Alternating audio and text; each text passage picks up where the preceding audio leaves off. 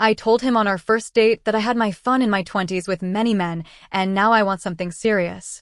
I want to get pregnant in 9 months and married in a year, but he laughed, said, "Good luck," and walked away. Why do men fear commitment? The echo of his laughter still resonates in the walls of my apartment. It is an ugly, sharp sound that has gotten under my skin and will not leave me alone. It has only been 20 minutes since I closed the door, but I feel as if I have been sitting here for hours. On the edge of my sofa, with my coat still on and my purse thrown on the floor like trash, the glass of wine I poured myself as soon as I walked in is still full, untouched on the coffee table. I do not even feel like drinking. I can only replay the scene in my head over and over like a horror movie on a loop. His face, which before seemed attractive and kind to me, transformed into a mask of mockery. And that laugh was not a nervous chuckle, it was a guffaw, one of those that comes from the stomach, raw and dismissive. I still feel the heat rising up my neck, the same humiliation that paralyzed me in that restaurant chair. The murmur of the other tables, the clinking of cutlery, everything faded away. Only he and I existed, and the abyss he had just opened between us with a single phrase, "Good luck." He said it as if he were wishing me luck finding a unicorn or winning the lottery, as if my desire, my life plan, were the most absurd delusion he had ever heard in his life. He got up, left a couple of bills on the table without even looking at the check and left. He did not look back, he just walked away, and I am sure he was still laughing inside. People will say I was too direct, too intense, but what am I supposed to do? Waste another 6 months, a year on guessing games? Pretend I am a carefree girl who does not care about the future, just so the man in question does not get scared. I have turned 29. I am not up for that anymore. My 20s were my testing ground. I had fun, I went out, I met all kinds of men, and I learned exactly what I do not want. And what I do want is a family, a partner. Stability. Since when did being honest about your life goals become a crime? We are supposed to live in an era of empowerment for women who know what they want and are not afraid to ask for it.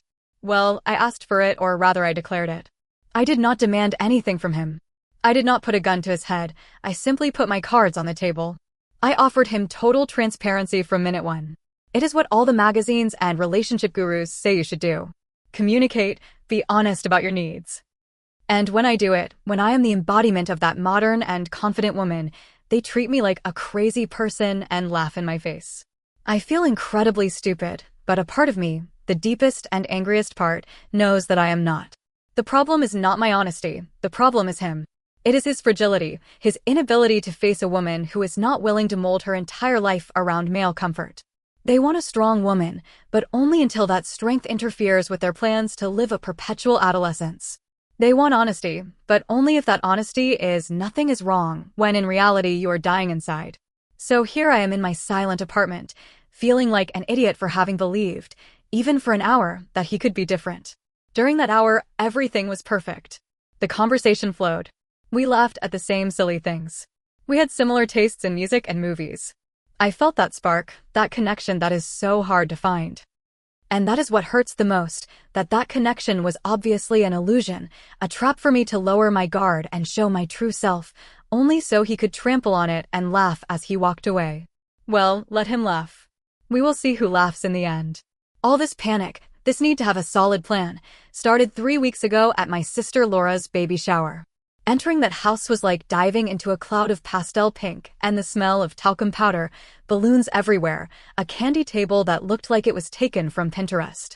At the center of it all, my sister, small, radiant, with a perfectly round belly and a smile of satisfaction that turned my stomach. She has it all, the devoted husband who looks at her as if she were a miracle, the house with a garden and now the baby on the way. The perfect picture, the life that I, the older sister, was supposed to have first. I had barely set foot in the living room when the attacks began. They were not malicious, of course not. They came wrapped in smiles and hugs from my aunts. "Anita, you look so beautiful. And when is the boyfriend coming? You see your little sister, she passed you on the right. Oh, do not let yourself go. The biological clock. No, excuse me, dear, it gets harder later." Every comment was a small needle sticking into my skin, reminding me that my life was not meeting the expected schedule. I smiled, nodded, and said the same empty phrase over and over again. All in good time, Auntie, all in good time. But inside I felt like I was drowning. I saw my cousins, all with their children running around or with their wedding rings shining on their fingers, and I felt like a stranger, a defective piece in the family machinery. Laura opened the gifts with childlike joy. Every booty, every onesie, every rattle was a reminder of a world I did not belong to, a world that was slipping through my fingers. And the worst was seeing my mother's gaze, a mixture of pride for Laura and a barely concealed concern for me. That look that said, "And what about you?" It was while Laura was holding a ridiculous teddy bear against her belly, and all the women in the room said, in unison, that something inside me clicked. Or rather, it broke. It is over. No more, all in good time. No more letting things flow. Flowing was taking me to an ocean of loneliness and cats. I did not need a plan, a project.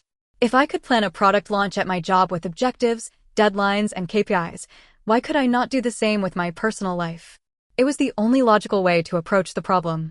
I remember sneaking away to the bathroom just to be able to breathe. I looked at myself in the mirror and saw the fine expression lines that were beginning to mark around my eyes. I saw the panic in my gaze. I was not a girl. I was a woman on the verge of a deadline imposed by biology and society. I left that party with a cold, hard determination. I was not going to be the single aunt who brings dessert at Christmas. I was going to take control. I was going to be efficient. I was going to find a suitable candidate, establish the terms, and execute the plan. No more stupid romanticism. This was a mission. The irony is that at that moment I felt more powerful than ever. I felt that I was finally being honest with myself about what I really wanted, without apologies or embellishments. I was no longer going to wait for a Prince Charming to find me. I was going to post a job offer and conduct interviews until I found the right employee for the position of husband and father. It was pragmatic, it was intelligent, and nobody, absolutely nobody, was going to make me feel bad about it, or so I thought. The days following the baby shower I spent in a state of feverish planning. My apartment became a headquarters. I opened my laptop and instead of Netflix I opened a spreadsheet. I called it Project Life. It sounds dramatic, I know, but for me it was a matter of survival. I created columns, non-negotiable requirements, desirable qualities, red flags, and, the most important one, timeline. That is where I set the deadlines that I would later recite to Marcos. 9 months for pregnancy, 12 months for the wedding. Many people will think it is crazy, but my logic was impeccable. Why wait to get married to try to have a child? Biologically, it is more sensible to do it the other way around. Secure the offspring first while I am at my peak of fertility, and then celebrate the union with the peace of mind that the main objective is underway. The wedding is a party, a legal formality. Family is forever. I was optimizing the process, eliminating the unnecessary and sentimental steps that only serve to waste precious time. I was efficiency personified. Of course, I needed a second opinion, someone to validate my genius. I called my best friend Sophia. I told her everything with the same passion and logic with which I would have presented a business plan. I expected doubts, perhaps a nervous laugh, but I got the complete opposite. "Girlfriend, you are a genius," she told me on the other end of the line. It is about time someone stopped with the nonsense. Men need to be told things clearly, they are not for hints. Her words were like gasoline to my fire. I felt understood, validated. I was not crazy. I was a revolutionary. Sophia's support was crucial. Together we perfected the speech. It should not sound like a demand, but like a value proposition, a unique opportunity for a man who also wanted a family and did not want to waste time. You are offering clarity and a common goal from the beginning. It is the most honest thing in the world, Sophia assured me. And I believed her. I began to see myself as a pioneer of modern dating. The woman who dared to break the unwritten rules and tell the truth without mincing words. I updated my profile on the dating app. I deleted the generic phrases about loving to travel and laugh and replaced it with something more direct. Looking for a serious relationship with clear goals and a defined future. I am not interested in games or casual relationships. It was my new slogan, my declaration of intentions. And it worked. It attracted a different type of man. Or so I thought. Men with stable jobs who talked about their 5-year plans, and among them appeared Marcos. His profile seemed perfect. Engineer, stable, photos of him with his nephews. He checked all the boxes, so when I agreed to go out with him, I was not going on a date. I was going to a business meeting, a final interview. I felt prepared, armed with my plan and with the blessing of my best friend. I had the absolute certainty that any intelligent and mature man would appreciate my direct approach, would see the value of my honesty, would feel relieved not to have to guess my intentions. How wrong I was. How naive I was to think that logic could be applied to something as irrational as the male ego. The date, I have to admit, started spectacularly. The place he chose was perfect. A small Italian restaurant, cozy, with dim light and just the right noise level to be able to talk without shouting.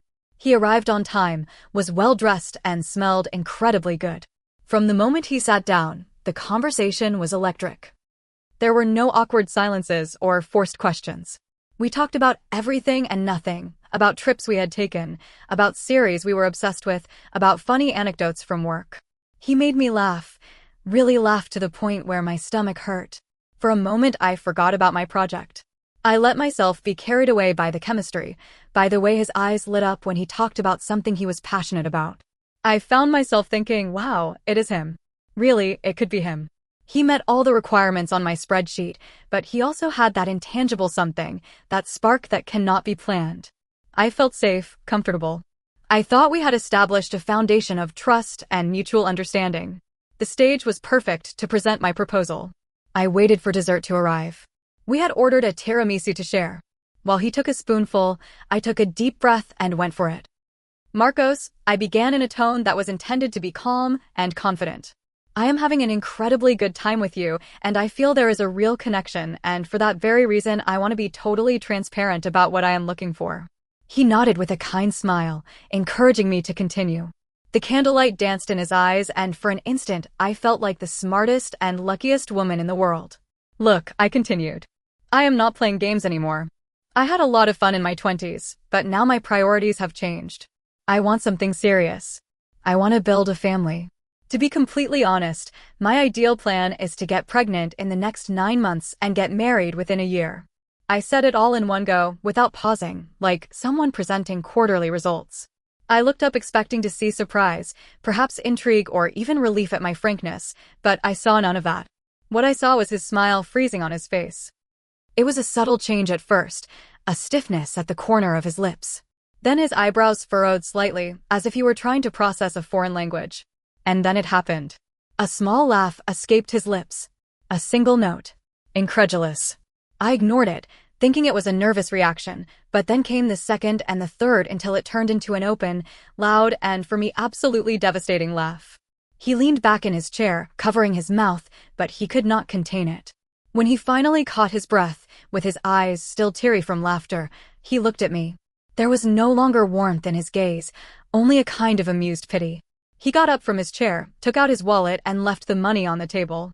He did not look at me while he did it, and then he uttered those 2 words that were burned into my brain. Good luck. He turned around and left, leaving me alone with a half-eaten tiramisu and a humiliation so deep it burned inside me. Now, back in the safety of my apartment, the pieces of the puzzle fit together, but the picture they form is very different from the one I saw in the restaurant. All that initial chemistry, that fluid conversation, was it fake? No, it could not have been. It was an act. A man cannot go from being completely interested to cruelly mocking in 30 seconds. It had to be a trap. He was studying me, looking for my weak point, making me feel comfortable so that my fall would be harder. It is the only logical explanation. His laugh was not a reaction of surprise, it was a weapon. It was an act of calculated aggression to put me in my place. Why? Because he felt intimidated. He came across a woman who was not afraid to verbalize her ambitions, a woman who had a plan that did not revolve around him, and his fragile male ego could not handle it. My honesty was not the problem, it was the threat it posed to his outdated worldview, where the man is supposed to set the pace and the woman waits patiently. And the phrase, good luck, I now understand in all its malice. It was not a kind wish, it was a curse. It was his way of saying, you are crazy and you are going to die alone. It was condescension made into words, an attempt to reduce my life goals to a joke, to the whim of a desperate woman. But I am not desperate, I am focused. There is a big difference. Desperation is passive, focus is active. I am taking the reins of my destiny, and that is what terrifies men like him. Suddenly, my project life does not seem crazy to me, it seems like a highly effective filter. In less than 2 hours, it has revealed the true nature of Marcos. It has saved me months, perhaps years, of a relationship doomed to fail with an immature, insecure man, incapable of handling an equal. I have not lost anything tonight, on the contrary, I have gained valuable information. I have dodged a bullet, a very well-dressed bullet with a charming smile, but a bullet nonetheless. The humiliation I felt is slowly transforming into a righteous indignation. Who does he think he is to judge me? He, who will probably spend the next 10 years jumping from one superficial relationship to another only to panic in his 40s and look for a younger woman he can mold to his liking. I do not have time for that stupidity. My plan is not just for me. It is an act of respect for my future partner. It is a promise that I will not waste his time. I am going to post this. I need other women to see it. I need the world to know that this is what happens when you are honest. I need them to tell me I am not crazy. Because I am not. I am a woman who knows what she wants, and if that makes me the bad guy in the eyes of men like Marcos, then I will wear that label with pride. It is better to be the bad guy in his story of cowardice than the victim in mine. Popular Reddit comments on the main story. Anonymous User 1. Girl, with all due respect, you are a walking red flag.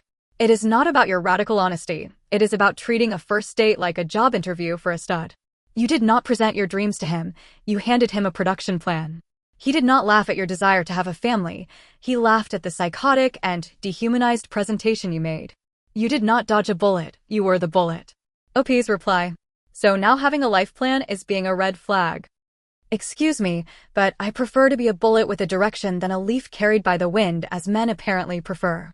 What you call dehumanized, I call efficiency. I do not have time to waste on poetic metaphors about the future. I wanted to know if we were on the same page from the beginning. His reaction shows that we clearly were not, so my system worked perfectly. Anonymous User 2. I can understand the pressure of the biological clock. I really can, but the way you put it sounds like the man is a simple sperm donor and provider, an interchangeable piece in your project life.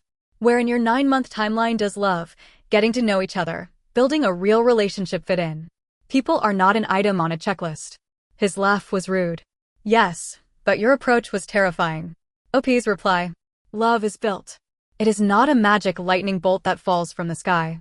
It is built on a foundation of shared goals and compatibility. And that is exactly what I was trying to establish.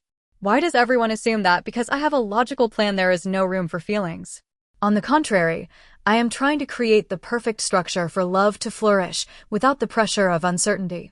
People complain about not knowing what their partner wants, and then they complain when someone tells them clearly. There is no understanding them. Anonymous User 3. Your friend Sophia did you a disservice by encouraging you. This is what happens when your friends are just echo chambers instead of giving you a real perspective. She validated a terrible idea, and now you are here feeling like a martyr when in reality you were incredibly socially awkward. Next time, maybe try to get to know the person first before presenting him with his paternity services contract. OP's reply. Sophia is the only one who understands where I am coming from. She sees the pressure we are under. She is not an echo chamber. She is a loyal friend who supports my right to be direct. And it was not a contract, it was a declaration of intentions. It is fascinating how my clarity is interpreted as aggression. Maybe if men were clearer about their intentions from the beginning, women would not have to resort to these methods. Update 1. Well, this has gotten completely out of control. I have spent the last 24 hours glued to my phone reading every single one of your comments. And honestly, I am in shock. I expected to find solidarity other women who understood the pressure who had felt the same panic. Instead, I have received a tsunami of criticism and judgment. I have been called everything: psychopath, narcissist, walking red flag. It seems that in the court of public opinion of Reddit, I have already been declared guilty and my only crime was being honest. My initial indignation has transformed into an icy fury. How is it possible that so many people, especially other women, do not get it? Do they not see that my method is an act of self-defense? It is a shield against years of ambiguity of, let's see where this goes, of men who keep you on the bench while they explore other options. I simply decided to take the game off the bench and bring it to the main field from the first minute, and for that I am the villain. It is incredible. The logic is so twisted it makes me dizzy. I called Sophia, hoping to find a refuge, an ally in the midst of this storm. I read her some of the worst comments expecting her to be indignant with me, but her reaction was not what I expected. There was a pause on the other end of the line, an uncomfortable silence that lasted too long, and then, in a timid little voice I barely recognized, "Hey, friend, I was thinking and reading a bit." Maybe, just maybe, it was a bit intense for a first date. I felt as if I had been slapped. Intense. She herself told me I was a genius. She helped me polish the speech. The conversation escalated quickly. I reminded her of her own words, how she had encouraged me, how she had validated every part of my plan. Her response was weak, evasive. Well, yes, but theory is one thing and seeing how people react is another. The betrayal burned in my throat. I told her she was a hypocrite, that she was abandoning me as soon as things got tough. I hung up the phone shaking with rage. Now it was not just me against the world of men, but also against my own best friend. I felt completely alone, a martyr in a cause that suddenly no one else seemed to understand. And as if the day could not get any worse, my phone rang again. This time it was my sister Laura. Her voice was an urgent and mortified whisper. Anna, what have you done? You have to delete that from the internet. Now it turns out that one of our cousins, the family gossip, had found the post. I do not know how, but she had recognized it and, of course, had sent it to the family chat. Now all my aunts, my mother, everyone, was reading my humiliation and, worse, the comments that were tearing me apart. The humiliation of the date with Marcos was one thing, he was a stranger. But this is different. It is my family. The shame is so overwhelming I can barely breathe. My sister did not call to support me, she called to scold me, to contain the damage. She told me that Mom was very upset. Not because of how I was treated, not because of the pain I feel, but because of the shame my honesty has caused the family. Suddenly, Marcos's laughter seems like a minor problem. Now I have to face my own inner circle, which seems to have agreed with a bunch of strangers on the internet to tell me I am wrong. But what if I am not? What if they're all the ones who are wrong? Popular heretic comments on the update. 1. Anonymous user 4. Wow. So instead of reflecting a little on why everyone, strangers, your best friend, your family, is reacting the same way, you have decided that they are all part of a giant conspiracy against you. The lack of self-awareness is astonishing. Your sister did not call to scold you for your honesty. She called you because you aired an embarrassing moment in public and now everyone has to deal with the consequences. OP's reply, airing an embarrassing moment. I was looking for support, not airing dirty laundry. If my family is ashamed, it is because they care more about what people will say than my feelings. And Sophia did not give me a real perspective. She stabbed me in the back as soon as she saw that popular opinion was not on my side. It is not a conspiracy, it is a disappointing display of cowardice on everyone's part. Anonymous user 5. The problem is that you keep framing this as your honesty against the world. It is not that, it is your method. You could have said the exact same thing in a different way over several dates. I am looking for something serious. My long-term goal is to have a family, etc. But you chose the ultimatum approach on the first date. Your friend and your sister are probably reacting to the execution, not the intention. OP's reply. And how long am I supposed to wait? 3 dates, 5, 6 months. At what point is it socially acceptable to say what you really want without being labeled as intense? The method you criticize so much is simply a shortcut, a filter. And it worked. It filtered out a man who was not for me, a disloyal friend and a family that values appearances above all else. From my point of view, it has been a resounding success. Anonymous user 6. Ouch! Your friend's reaction hurts, but it is understandable. It is easy to support a crazy idea in theory, like a joke between friends, but when she sees that that idea is causing you real harm and isolating you, it is normal for her to get scared and back down. Maybe instead of seeing her as a traitor, you could try to see her as someone who has realized she gave you bad advice and now feels guilty. OP's reply. If she felt guilty, she would have called me to apologize and help me, not to tell me I was too intense. That is not guilt, it is washing her hands of it. She left me alone in the middle of the fire she helped start. Loyalty means being there in good times and bad, not just when it is easy and fun. I do not need her sympathy now, I needed her support before. Final update. The situation has exploded. I thought my sister's call was the worst that could happen, but how naive I was. A few hours later, my mother called. There were no kind questions or attempts to understand my point of view. It was a furious monologue about shame, family honor, and how I dared to air our dirty laundry on the internet for everyone to laugh at. According to her, the problem was not that a man had humiliated me. The problem was that I had had the audacity to tell it. My pain was secondary to her shame.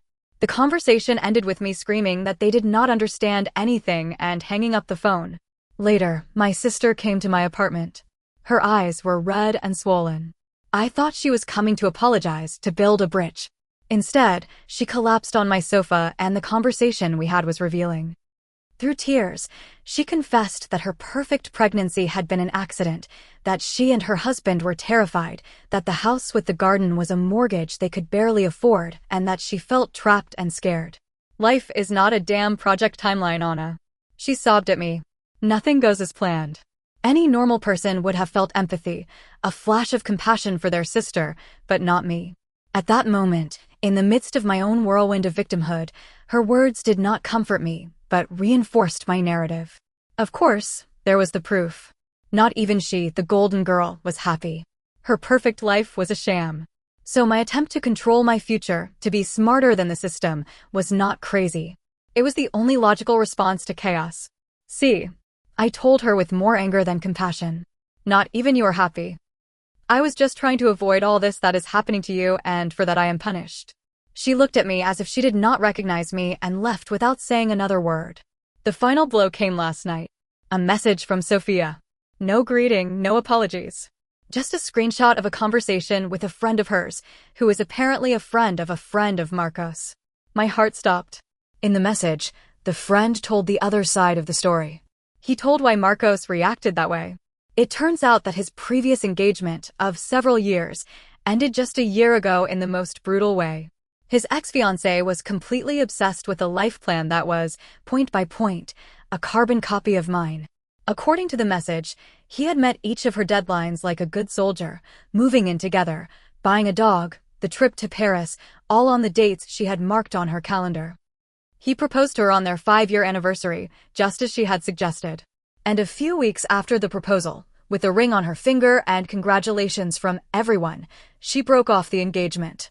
She told him, apparently, with a chilling coldness, that she had already gotten what she wanted, that she had fulfilled her goal, and that she had realized that he was just that, the final goal of her project, not the person she wanted to spend her life with. The experience had completely destroyed him, had left him feeling like an object, a simple means to an end.